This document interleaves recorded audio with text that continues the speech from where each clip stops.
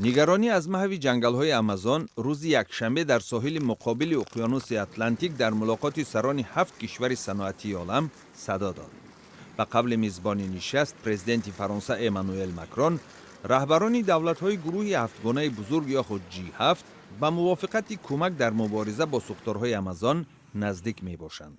روز یکشنبه در شهر بیاتریس فرانسه اثنای صحبت با خبرنگاران ماکرون گفت که رهبران امکان کمک تکنیکی و مالی برای رفع خسارات را بررسی می کنند. او تفصیلات بیشتر نداد.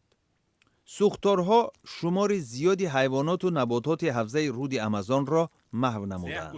هواپیماها با آب ضد سوختار مبارزه میبرند و در پی اعتراضهای بین المللی مقامات برزیلیا برای جلوگیری از توسعه آتش 44,000 افسر و سرباز را به ولایت شمالی آمازون ارسال نمودند. چندی از رهبران عالم حکومت زیر رهبری پرزیدنت برزیلیا ژایر بولسونارو را با اقدام‌های ناکافی مبارزه با سوختارها متهم کردند. طبق آمار رسمی تا روز شنبه در برزیلیا بیش از 80,000 سوختار به قید گرفته شد. در بولیویای همسایه با برزیلیا آتش در مساحت 3800 میل یا خود میل مکعب جای داشته است.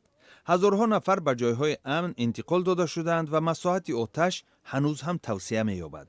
روز یکشنبه پرزیدنت بولیویا ایو مورالس گفت که به قبول کمک‌های بین المللی آماده است.